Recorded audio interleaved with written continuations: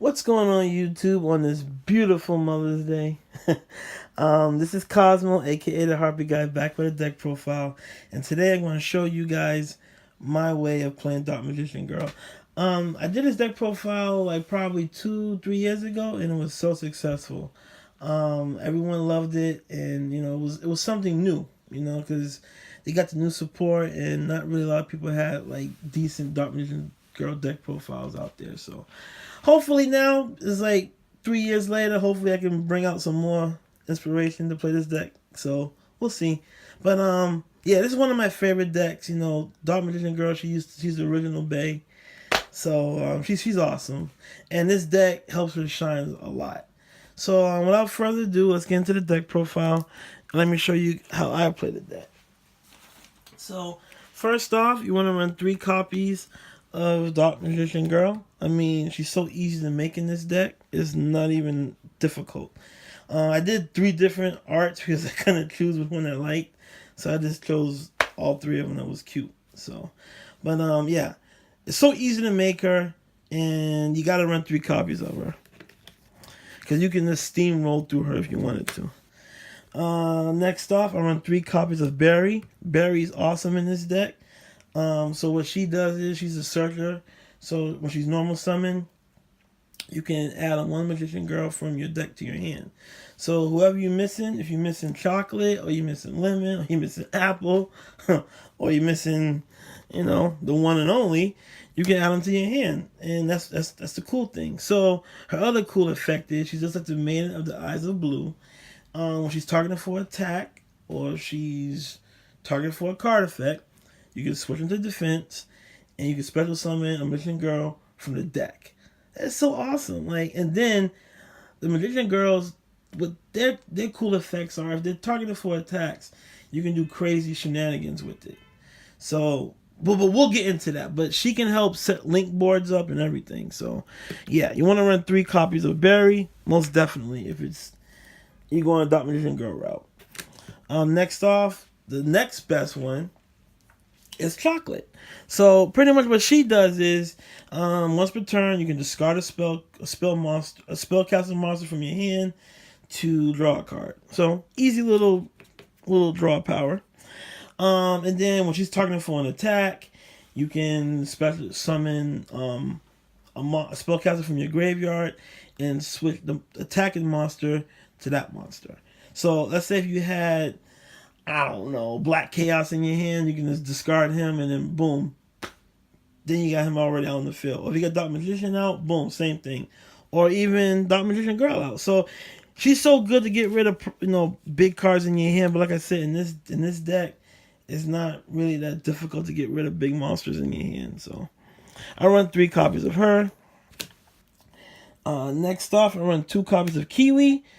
She's my hand trap of the deck. I mean, if you want it to be really, really super all into destroying people and making this deck really, really meta, you can take her out. You can put in, Phantasmes or Blossoms or whatever. But I like to just keep it, let's keep it Dark Magician Girls.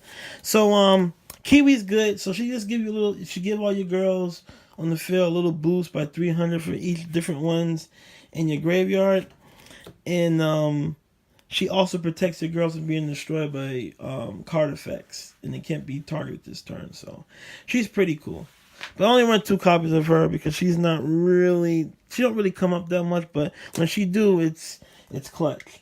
And to round off my girls, I run 1 copy of Apple and 1 copy of Lemon. So these are the ones that I don't want to run multiples of, and I don't really recommend. I mean, if you wanted to run 2, you could, but no, I don't recommend it. I think 1 and 1 is a perfect ratio. So with Lemon, if you don't know what Lemon does is, once per turn, she can contribute another spellcaster monster, not her, but another spellcaster, and she can search for a spellcaster monster from deck to hand. So if you need Effect Veiler, which I do recommend playing this because Effect Veiler is a spellcaster, you can search out for an Effect Veiler, which is cool. Or you can search out for Berry or Lemon or whoever not Lemon, but Berry or Kiwi or anyone you're looking for.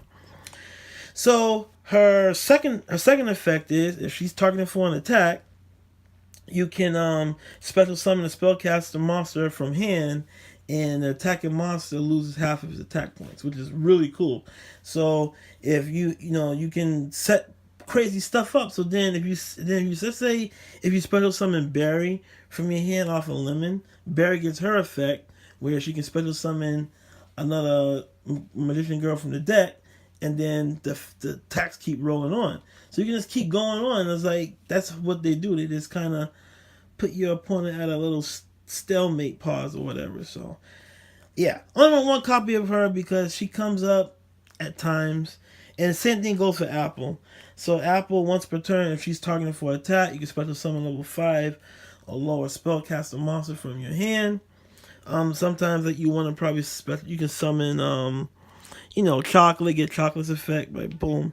So it's so easy to do things, and the good thing about her is she helps you recycle your cards. So if she's destroyed by battle or card effect, you can target three girls in your grave, up to three different magician girls in your graveyard, add them to your hand. So if you already use the kiwi, you can get the kiwi back.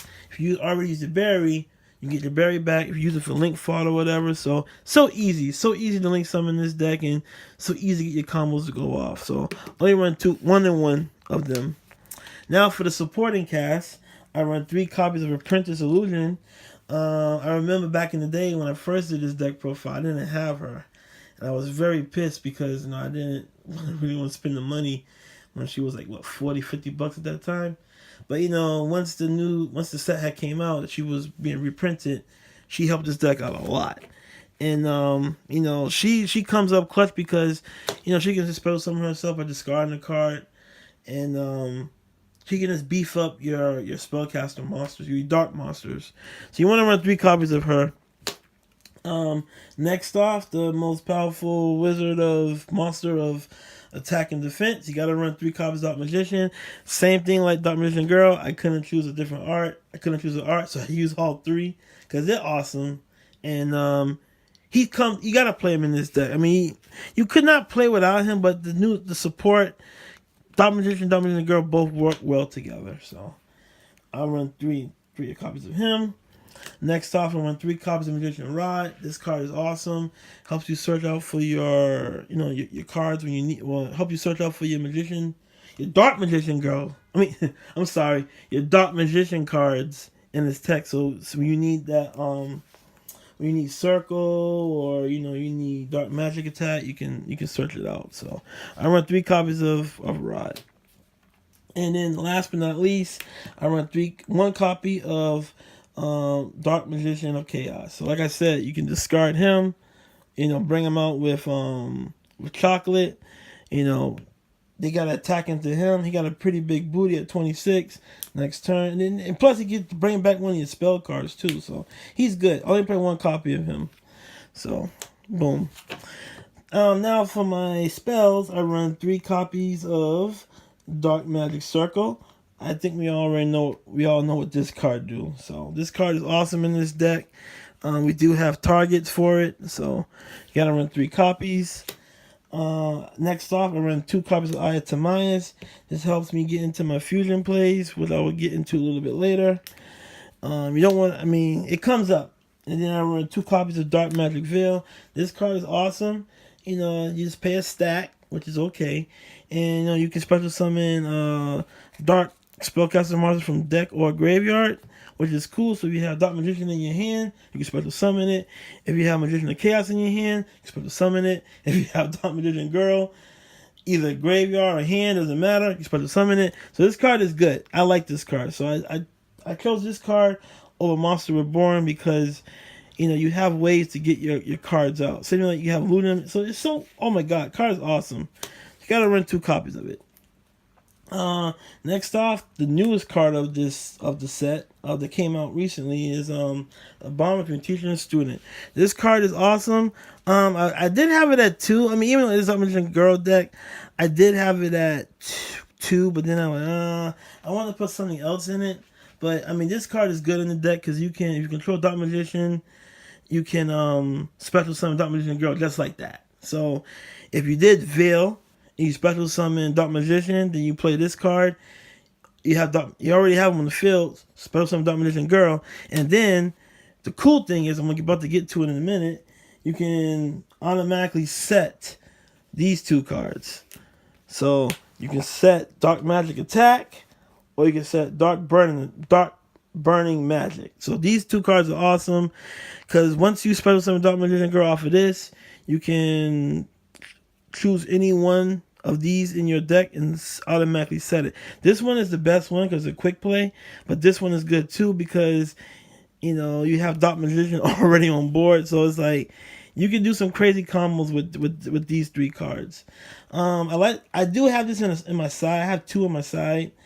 I mean, I have the second copy on my side, but I think one has been working out fine for me because when you do these cards, you got to make sure it counts. That's where you can like minimize not playing so many copies of it. So, yeah. So that's what I play, and these three cards work well together. And last but not least, I play one Dark Magic Inheritance. This card is good in this deck. Now time for my trap cards. Pretty self-explanatory. I played 3 copies of Magician Navigation. We already know what this do for all my Dark Magician players out there. So you gotta run 3 copies of this. Next off, I run 2 copies of Dark Renewal. This card is busted. You get rid of, and this is what I'm saying. You can special summon Dark Magician Girl like nothing in this deck, or Dark Magician, or anybody. So pretty much what you do is when your opponent, summons a monster, you can just take it and take your monster, special summon a Dark Magician like that, or whoever you're looking for. So I run 2 copies of this card, and then sometimes my opponent doesn't even see it coming. So 2 Dark Renewals. And last but not least, I do play 2 copies of Eternal Soul. This card is busted in this deck. If you can protect it, you're good. So I have a little way to protect it, and I'll get to that in a minute. But I only play 2 copies of it in this deck. So that's 41. I don't like to play 41 card. I like 40, but I mean it's been working out for me for the most part. Let's get into the extra deck. So the extra deck is, this is when stuff starts to get real. I run 1 copy of Dark Magician Girl the Night. This is my secret rare. I pulled this a long time ago. Me and Jose brought 2 boxes of the Legends, and he thought he was gonna get it, but I pulled it, so it was funny. But yeah, this is an old card. So you can make it in this deck a lot. You can make it with Aya Tamaya's like nothing. And when she's on the field, she's busted. Next off, the one that I go into the most is Dark Magician, the Dragon Knight, which is cool because when he's on the field, he becomes Dark Magician. So he's pretty busted as well, and he kind of protects your Eternal Souls and all your spell cards. Next off, and then the last but not least, my other target is Amulet Dragon. He comes up at times, but like I said, I go into the Dragon Knight the most. For my XYZs, I play 1 Photon Strike Bouncer. He's okay because you can make him. I play 2 copies of Naruto. I used to have Summon Sorcerer in this deck, but she got hit, which I saw that coming because she was busted. But I run 2 copies of him. He comes up clutch too. Of her, I call it her. I played 1 copy of Red Eye's Flare Mellow Dragon. I mean, he's an easy swap out. You could put in Big Eye if you wanted, or Draco Sack, because we do play level 7s. So I play this guy. If I'm almost done for the game, I'll probably go into him and wait for my opponent to do something. And if you don't have a Kaiju, they're in trouble. And then last but not least, I play Ebon, Illusion Magician, because he's easy to make in this deck. For my Link monsters, I do play 1 copy of Nightmare Phoenix just to get rid of, pesky back row that I don't like. Next off, I run 2 copies of the new card, Crowley. I run him in my Spellbooks deck, but he's also good in this deck. I don't really run, the Blue Boy engine. I mean, you could run the Blue Boy engine, but I don't like to run it. I like to try to keep it Dark Magician Girl as possible. But what this guy does is if you have a level 5, I use it for a secondary effect. So if you have like a level 5, you can special summon a level 5 or higher spellcaster monster, and it counts as a normal summon.